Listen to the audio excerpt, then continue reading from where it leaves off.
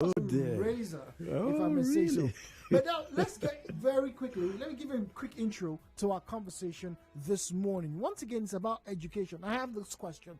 Get on social media. You probably find it already at Nigeria Info PH, at Nigeria Info PH. For those of you who use Facebook, all right, at Nigeria Info PH. That's where you will find that page. That's where you find our conversation as well. So, my question this morning, before the afternoon, and I'm going to pose it to Dr. Alfred, is this: do we need new universities or schools, or do we need to fix the current universities or schools? Now, the number of private universities has been on the increase in Nigeria since the year 2000, and it's been steadily growing over the years. Also, you could make an argument that in the past 45 years, the number of universities from the then Obafemi Awolowo University, which was former college that was affiliated to the UK before independence, now become a full-fledged university. You now have, everybody knows, UNN, Nsukka, Uniben, Uniport. The number of federal and state universities over the years has also been increasing. However, not as commensurate or as quickly as the private institutions, both secondary school and universities. But just as we just heard recently that President Buhari was, celebrating, opening new universities in different parts of Nigeria, Akwa Ibom, in the north as well, and plans to open further ones. The question arises: is this going to be making us a better educated group? Do we necessarily need new universities? You can make a very good argument for that. Look at Federal University Otueke. If not for that school in Otueke, most of the people around Bayelsa would not have been exposed to tertiary education. But what is the quality that the university is bringing to the table? What is the quality of all the other universities? What are they bringing to the Nigerian space? And so, today, this morning, my guest is going to join me as we begin to fathom which way we should be going, because in the US, private schools are still being created, both at the secondary level and also at the tertiary level. And now, we now have these schools also becoming online universities, or online diploma centers. So there are a lot of centers to garner education. But we're focusing on River State and Nigeria this morning. Dr. Alfred, do we need more schools? I think it's a case that it's quite obvious to anyone, and depends maybe on the perspective by which you're looking at it. If you're talking about, we also need to have something like a federal government presence in our place. People will keep clamoring. You're still going to have a demand for schools. That means that we're not looking at what the schools can offer. We just want the presence. This is like, so we have federal government presence here now. We have a school now. But on the aggregate, Jude, when you look at it, how many of our schools or our degrees are actually recognized as fitting international standard? Because there are a number of reasons for these ratings. If you have to run a semester or you run a whole session in just about 6 months, I doubt if that's done anywhere, in the world, because the lecturers, the professors go on strike for 8 months, for 1 year, for 6 months, for 4 months, and it's been this kind of deja vu all over from time to time. Okay, we have an agreement now. Okay, government renege again. Oh, we have another agreement, government renege again. It doesn't really paint us as people who are serious about having world-class education. Because part of what education should do is consistency in learning. If you have to go to school for 1 month and then you go on break, okay, for a number of months, and then you come back, and then you go again, you come back, it just looks like we're joking. It looks like a place where you just go for recreation and not a place of serious learning. That's one dimension to look at it. Number two will be those who are asking for more, or those who think we should have more, or those who want to give more, what actually is the driving force? Is it for a political backup that, no, in my own time I gave you university? I had something like that a couple of years ago during the 2015. Okay, we gave you more universities, therefore you should vote for us. So when establishing educational institutions, citadel of learning, which is supposed to be the center of intellectualism in any nation, becomes a political weapon for gaining votes, that raises a lot of fundamental questions. But by and large, you look at what we have now, I think the big question I want to ask is, what quality of education are we really offering? What categories of graduates are we really churning out? Do we have people that can actually compete internationally? Do we have people that in this nation, you're talking about maybe blue chip companies, they're looking for fresh graduates? How many of the people that come out can actually make a transition from classroom all the way to the workplace? And I think that's one of the major problems that we have. Are the universities building people on a collaborative scale, or we're simply building people to memorize and regurgitate? Because you can have a first class and you're still not intelligent. Okay. You might come out with a first class and you're brilliant, but you're not an intellectual. It just depends on where we're putting our emphasis. A couple of years back, there's a private university here in the country.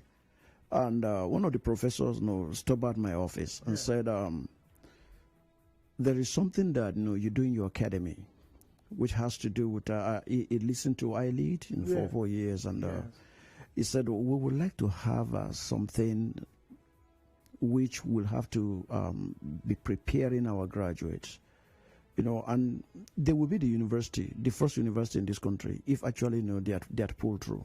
And I was following up with my colleagues at Harvard, at MIT, until we had another meeting. And the first question I asked is, the university you have in the first place, what makes it different from any other universities that you have? Yes. Because part of what we need to start thinking of is, you don't just keep creating universities, we need to start creating brands.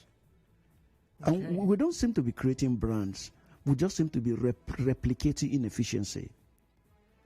For me, if you look at it, between the private universities and the public universities, the advantage of most of the private universities is the lecturers don't go on strike. Yeah. So it's 4 years deal, it's 4 years deal. You're sure you're going to be done by That's right. So the professors cannot harass you. There are some private universities that you cannot sell handouts. You can't. It's not allowed. They're well paid, and then you do your research and other things. Some are getting strong collaborations with universities outside the nation, which is good. But how many of those, when you now take the aggregate, most of the private universities, where are they getting their professors from? From the same public universities that that's right, that we say, look, these are universities that are not efficient anymore. The same university that probably professors threaten like our students, and all you hear many times is, oh well, just download something on the internet and then just bring it.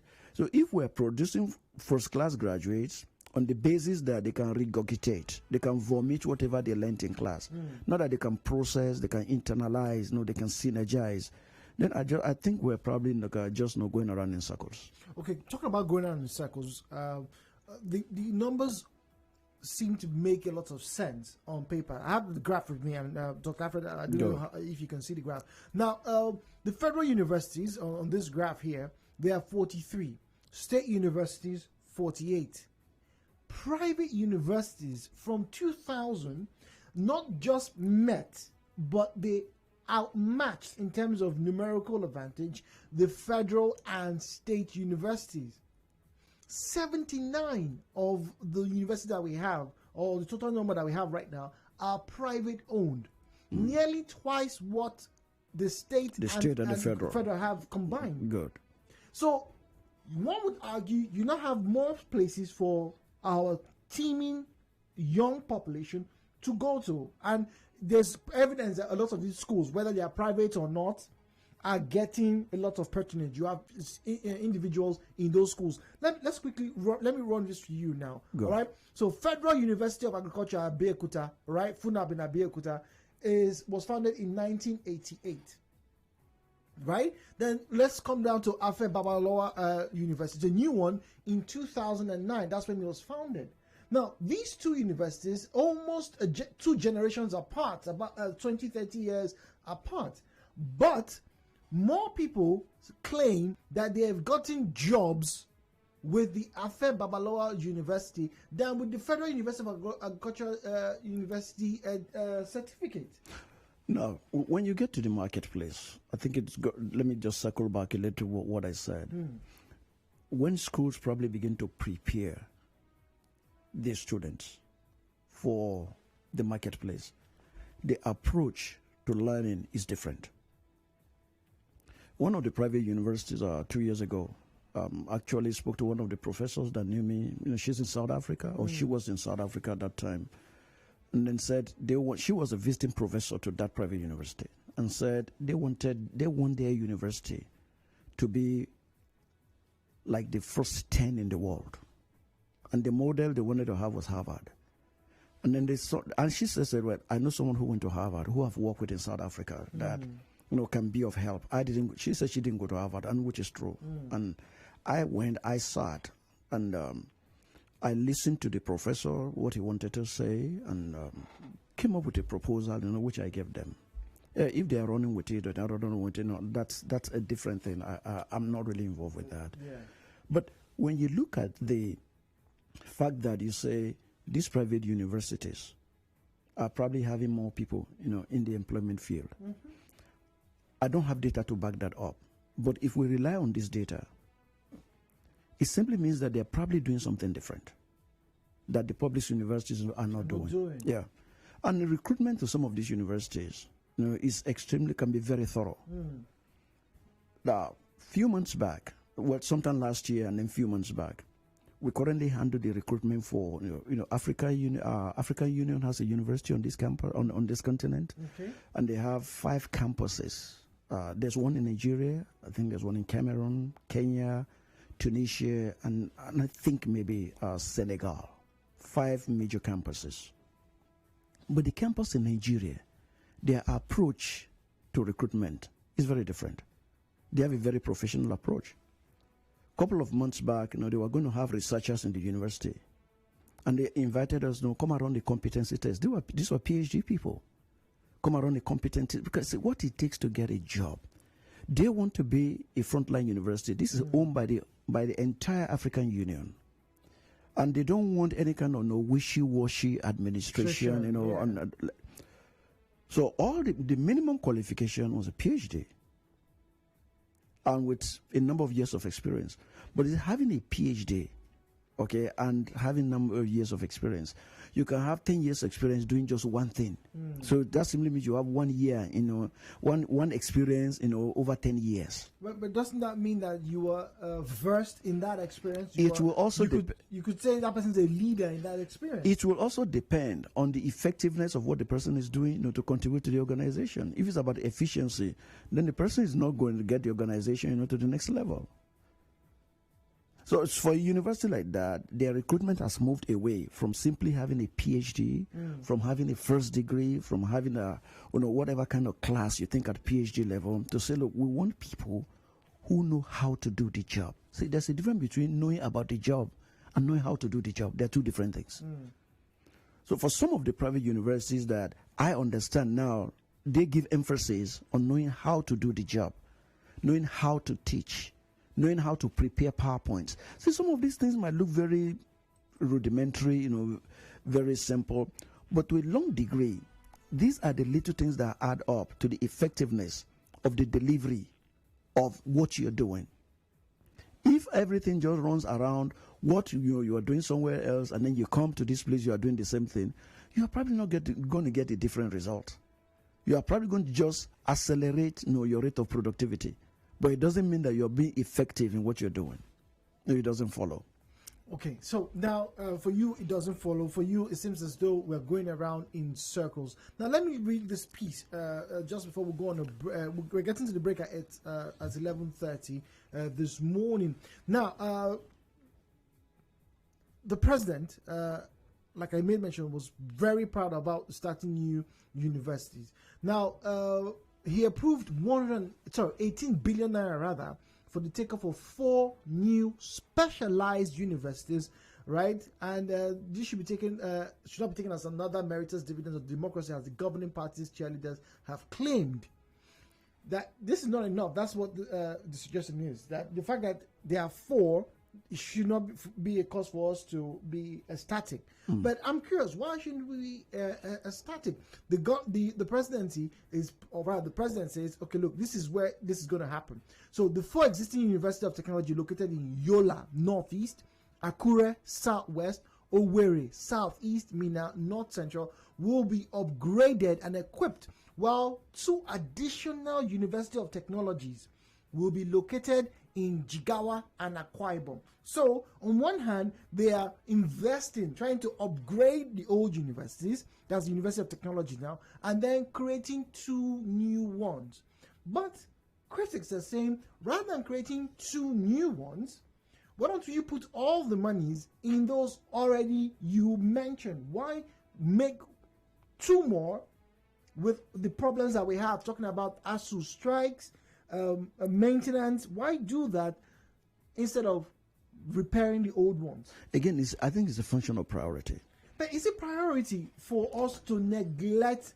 Imagine this place now, like you stated, that yes, people will clamor. We don't have federal government presence. We need one here.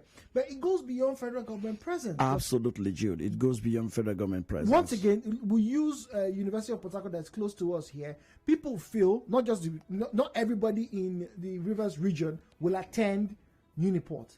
However, there is an option of coming to Uniport. There's an option to go to RSU. Now, there's an option to go to Yenegua, which means children of this country have better options. If we don't build more schools, we will limit the options. It depends on the way you look at it, Jude. I'm not really concerned about the number of schools. I'm concerned about the quality that we offer.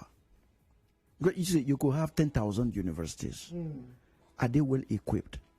Because if you have 10,000 universities, and all of them are operating below capacity, the university campuses or the systems are very much like the NNPC or like the refineries that have not worked in a number of years, and we're importing, we take crude out of here, and then we bring fuel back. So you ask yourself, how many other components? Now, I have my first degree in applied chemistry, for example, so I understand what it means to refine crude. You know how many components like we give out there almost for free. We're equipping other nations. So when we start universities, just on the basis that where we have buildings, we are going to recruit lecturers, we're not asking the fundamental question. Because you see, in the field of education, it is not the buildings that you put up that is the university. Okay. I think it's probably where we miss it. Okay. I'm not saying we shouldn't have good infrastructures. We need it. Fine, there's a citadel of learning. But your product, those who left your university, what is in their head when they go out is what tells what your university is all about. When people walk when I sit on a recruitment panel and somebody walks in, and the university you come from, you can't even defend your degree. You can't even speak good English. You don't know the difference between past tense and present tense. And you begin to wonder, how did this person get his degree in the first place? Is that a very good representative of that university? Your guess is as good as mine. So will it not become what you can use as an umbrella or as a measuring rod to determine the quality of education from that university? I'm not oblivious to the fact that some people will go to the campus and they will never be serious with their education. True. They will just be playing around. But when we say that you got to have a degree, have a credit in English and mathematics before you get into any of our universities, and then a university graduate cannot clearly articulate in past tense, in present tense, present continuous, everything is just lopsided, upside down completely. Cannot even mention years accordingly. You don't walk in and say, look, what do you call it, in the year 221. That's not like the year 221. You were not born. It's 2021. There are so many dimensions to this issue. It's not the number, but what quality do we have? Okay, fine. We're going to have about 18 billion, going to these other 4 universities now. Yeah. The question then is, how about the other universities that you have? Because it's like a family where you have no children, and you say, I'm going to give more attention now, to the newborn babies. So what happens to the others? Maybe the other in this question are the other children who are already old can fend for themselves. We know one of the biggest issues in Nigeria has always been internally generated revenue, and I've heard from sources, from lecturers, who have now stated, that okay, the universities are actively seeking to generate funds for themselves. Even Harvard has programs to generate revenue for itself. The same thing with Cambridge, the same thing with Northwestern universities. All of these groups, or all of these entities, have a means to generate for themselves. So it does make sense on one hand to say, you know what, this one that is starting up, let's give it as much help as we possibly can. I'm not denying, and I'm not saying we shouldn't give them as much help as we can. But see, you look at the general perception globally. What's our educational, view is? What's the periscope? What does it look like? There are countries you will go, even on this continent, with your first degree, they will not admit you for a master's. With your first degree, they will not admit you for a master's. Even if your first degree is good? Even if they will not admit you for a master's.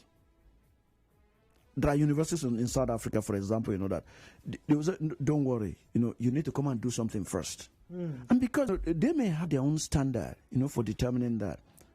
But when I talk with some of my friends, the issue is that we can't trust the certificate that you have. When probably just in one session, you only had classes, for 5 months, and a session is gone. Your lecturers went on strike, and then you came back, they rush you 6 weeks, you take an exam, that's the end of that session. I have one of my professors, from Harvard, who's in one of the universities in Nigeria now, and who was talking with me sometime last week, how much they are rushing everybody. And she said, I don't even know why I'm here. Oh, because I'm not certain that I'm producing people that I can be proud of. You have just about 5 weeks to conclude a whole semester. And then you're beginning the next one, and you're targeting to finish it in 7 to 8 weeks. That's not learning. All right, so when we come back from a break, we'll have the news, and then we'll wrap up our conversation and start to interact with you. Do you agree with my guest? Do we need to focus more on the quality, or do we need to maybe come to a middle ground? Or, like the government is doing, let's make more universities?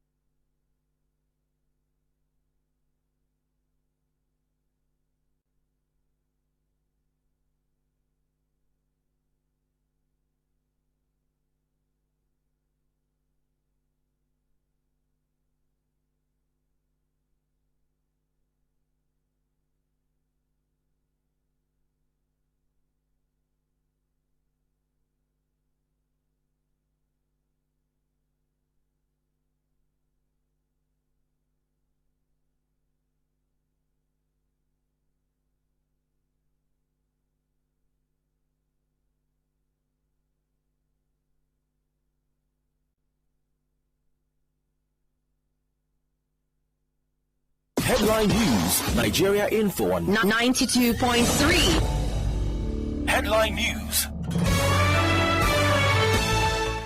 This is Headline News from 90.3 Nigeria Info. My name is Jude. Port Harcourt residents react to lifting 2-month-old curfew by River State government. Murder trial of dismissed E-Crack police officers accused of killing Chima Okunadu adjourned.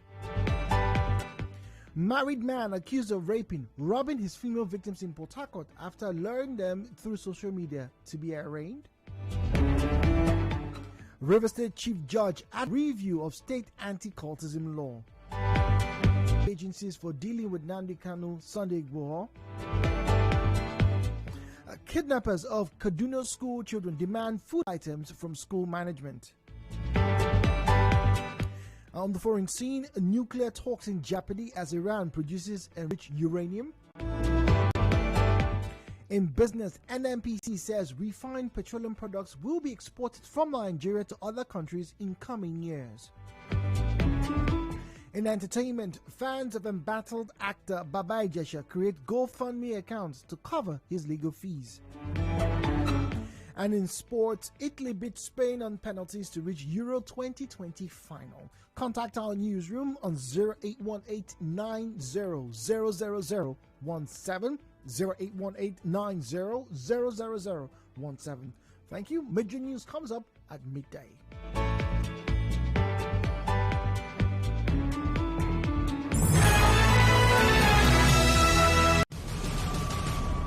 The European club football season is over, but football never sleeps. Enter the UEFA European Football Championship. The pandemic could only delay, but never deny the fans the excitement they crave as the Euros take center stage.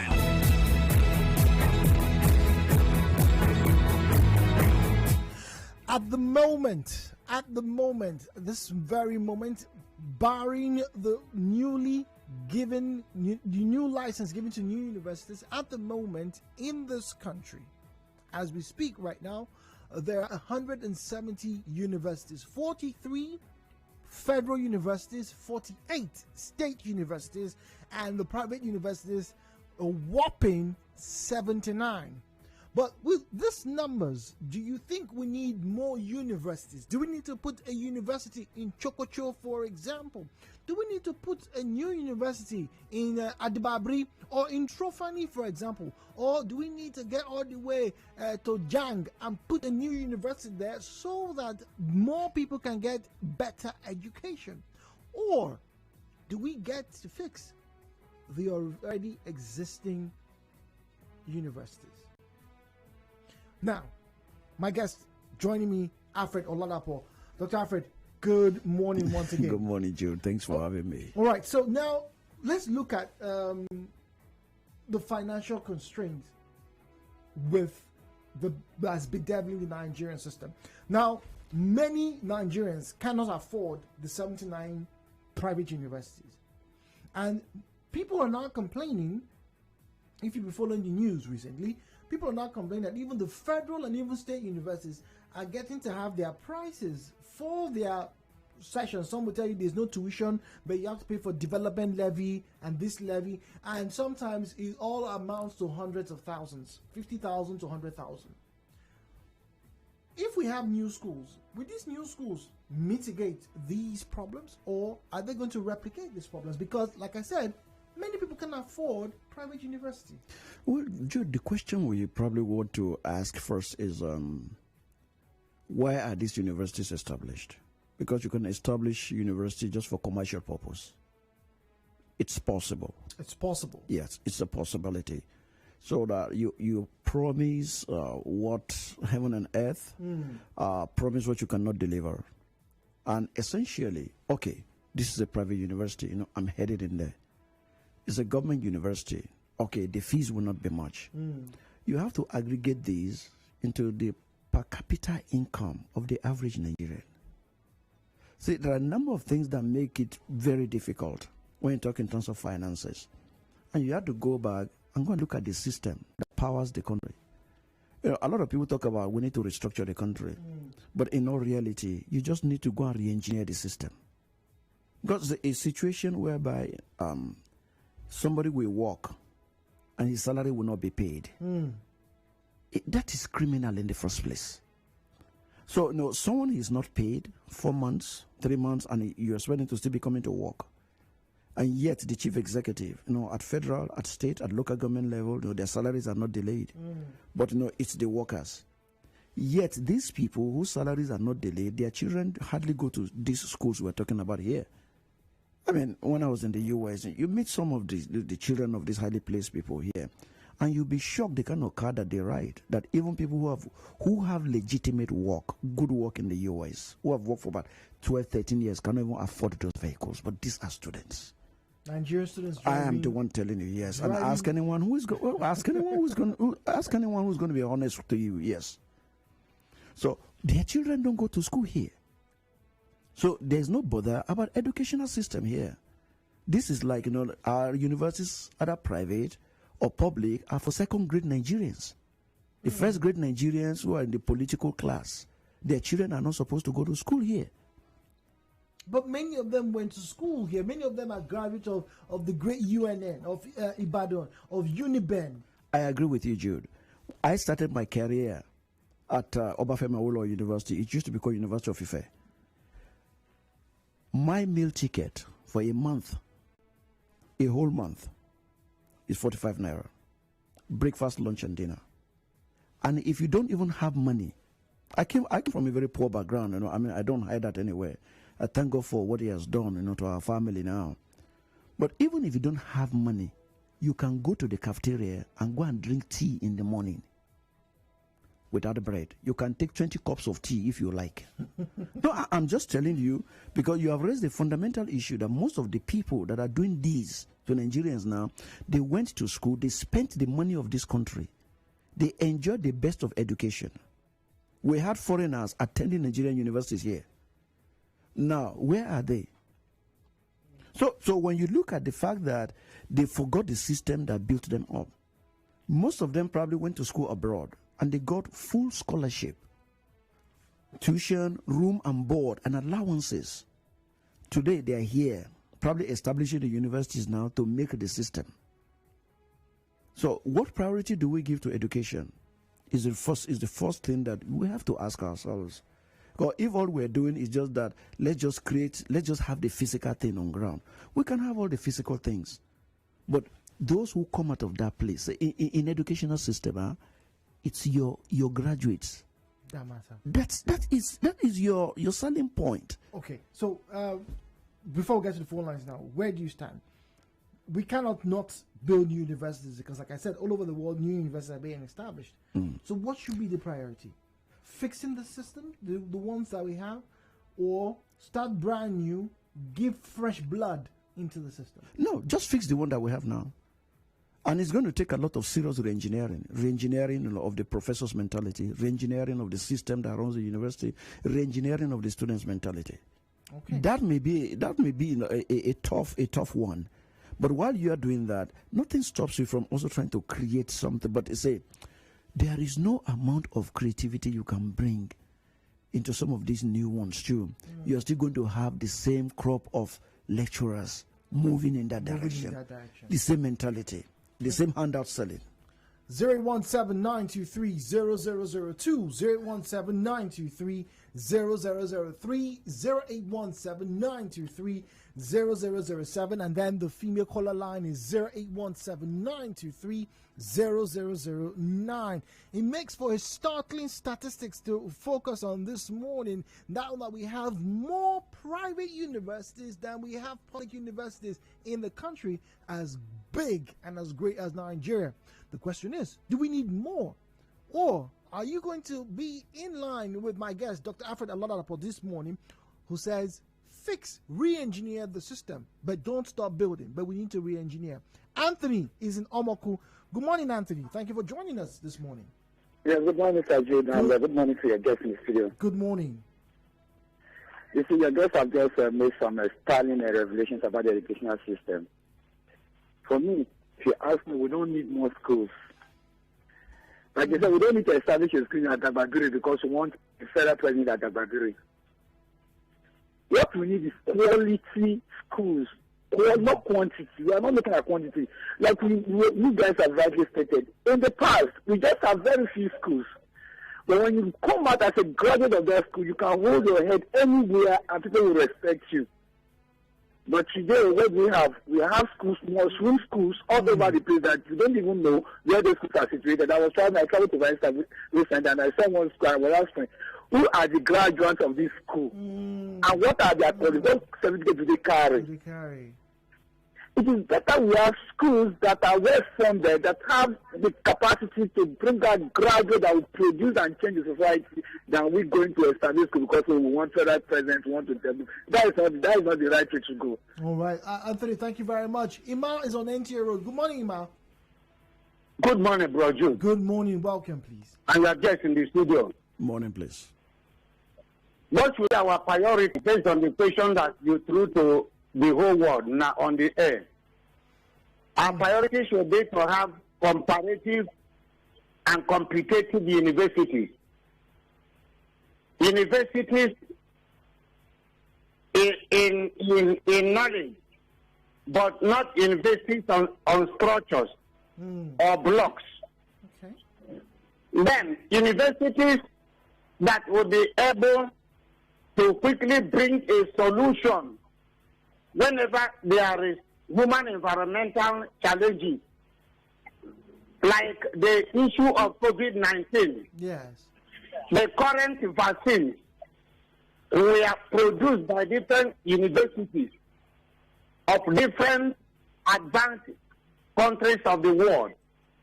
Let it be our priority to build universities or to have universities that can compete with the whole world. Okay, Ima, thank you very much. Ikechi is in Transamadi. Victor, we're coming to you shortly. Ikechi, good morning. Good. Good morning. Good morning. Good morning to Dr. Alfred. Good morning, please. Yeah, great thoughts there. I'll just quickly add, for me, my view is that the government of the day should apply the two-arm approach. Two-arm approach in the sense that the older universities were once new universities, and so if attention is not given to them, then the same way will go, where the new universities go. One day they will also become old universities, and we keep churning out new universities. So a percentage share is what I propose, whether 60-40 or something.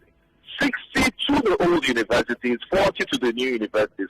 New universities are required because there's growing edu penetration.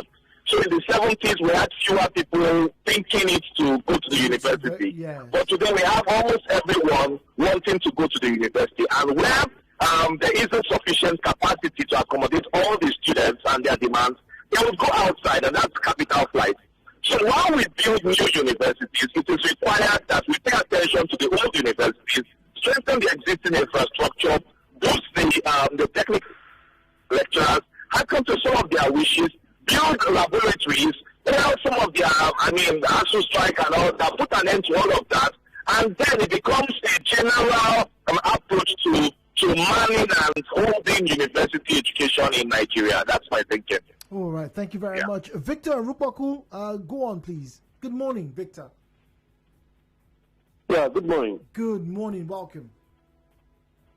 Jude, quite frankly, your discussion presently is a welcome development, and I must give kudos to your guest in the studio. Your guest there is being honest with his suggestions and ideas that he's putting across. Because in Nigeria, building new universities is not our solution. If the existing ones are well equipped, we will have good products. Having quantity cannot be compared to quality. Because your guest, I believe, what he's pointing at is quality. It's not like getting quantity. Universities all over the place with a bunch of products that you can't really present as university students. Because he mentioned something. The university student cannot write a letter of application. The English, is nothing to take home. So, equipping our universities is something I will buy, not building new ones. And even if we need to equip the universities, we shouldn't transfer financial burdens to parents via the students that we are trying to we're trying to equip these universities, so a lot of the financial burdens students should bear it, and then the thing is being transferred to parents. Okay. All right, Victor, thank you very much. Alfonso is in Transamadi. Alfonso, good morning. Good morning. Good morning, please. Welcome. I thank your guest also in the studio. Welcome, Alfonso. Actually, you see, what our guest said is the truth. These new ones, it's true that we need new universities, but the new ones, the old ones, should be equipped. And also, I want to suggest that all those lecturers, they are looking for business from this institution to another one. Some of them are into 4 different universities as part-time lecturers. That is why they are not delivering, because they don't have time. They are only there to make business, to sell handouts, sell textbook, collect something. Let the girls talk of something. Okay, all right. They should not be collecting something because they are being paid salary. Okay, all right. Alfonso. If you know you are in one institution, remain there. Don't go and find job in another one. Some of them are into 5, 6 university. They don't have time to deliver. It's just garbage in, garbage out. All right. Thank you very much. Namdi, in Rumugbo will be our final call before we get to Dr. Alfred. Namdi, good morning, please. Hello, good morning, too. Good morning. Thank you for your patience, please. Let me just give you an instance. During 19 or after the COVID, yes. in Uniport, I'm not talking of somewhere else in Nigeria, Uniport here, I think faculty of natural sciences also. I'm saying this because I have a younger brother who is there. When they say what was it called? Is it online learning? Yes. You know what they were doing? What were they doing? You just to go and get materials, typed and PDF and sent to students on WhatsApp. Imagine doing this for a semester. That was what the student. You can go and find out. You can go and verify this. It's verified is like 2 kilometers away from your office. That's what. It was close to. That's what they summed up as online learning. That's what was summed up as online learning. That's what they were calling online studying. Just PDF files and Microsoft Word files. You send it to students on WhatsApp. They were reading to write exams after I think about after 4 weeks or 5 weeks for a semester. And you want to compete with somebody who is coming out from. Let's not even go to Europe. Or one of the best universities in South Africa or in Egypt. Come on, I think we are joking. We are completely lying to ourselves. We have nothing to do with new universities. But we need to be honest with ourselves, to speak the current one, and be serious about it. Okay, Namdi, thank you very much. Dr. Alfred, we've heard a lot from the responses this morning. Wow. Let's start with this last one. So, apparently, what we are doing was not learning, we're just passing notes. Well, when you have, the last time I was here, we're talking about the difference between understanding of your role as a teacher or a lecturer in the 21st century. In the past, teachers have all the knowledge. It was rather a passive, what is a one-way thing. The students are almost like microcephalic idiots. Just take notes. There's nothing in your head, and you need us. In the 21st century, either in the university or secondary school, the role has changed. Teachers or lecturers have become facilitators of knowledge. And this one thing that I know we need to really get very clear. Your students are not dummies. They're not stupid. They got some ideas. Your responsibility is to aggregate, fine-tune it in such a way that you're not destroying what they already know. You are building on it. And you are bringing new body of information that can help them make a connection between what they know and the new thing you're bringing. That way, you're creating a synergy in the knowledge bank of the learners. But when you have a situation whereby the students are technologically savvy, but the professors, the lecturers, the teachers, some of them don't even know how to do PowerPoint. You go to many of our lecture halls. What do you find in there? You just find somebody, standing in front, and many times no microphones, but you have like 2,000 people crowded, like in the whole place. So, and then at the end of the day, 2,500 or maybe let's just say 600. We take exam. Based on what is the question? What's the assessment? Based on notes that were passed to them. I told you here, Jude, that my professor would not take a pen from me. Pen. He wouldn't take it. Now, do we have such universities here where what is the brand of education that we're building? Is there a brand whereby the students are collaborative learners with the professors? Because it doesn't matter if you got 2-3 PhDs. If you want to apply yourself, you're still learning. You keep learning until you die. Learning doesn't end. You can be you can be above your learners, your students at a particular level because of experience and because you started way earlier than them. But it doesn't mean they cannot be innovative. It doesn't mean that they cannot be creative. And it doesn't mean they cannot collaborate with you. It doesn't mean they're not incapable of critical thinking. So if you watch that last, listening to that last caller, it's almost heartbreaking. That online learning will simply send what they call it, PDF files, Microsoft files, read it, and then in 4 weeks come and take exam. The semester has ended. Who does that in the world anyway? If it's true, who's going to ever take you seriously? As a graduate, what did you ever learn? And if I got him right, that's supposed to be a faculty of science. That's science is hands-on. Jude, I have my first degree in the sciences, and I know what it meant for you to ever take one course. You know how many hours you spend in the laboratory. If all we are doing is just give people what they call it, textbooks and other things. I just returned from a trip, and I had a meeting with certain people in the education, and I said, see, even at secondary school level, when you recommend textbooks for students as a teacher or as whatever, don't ever build your notes based on the textbooks that you give to the learners.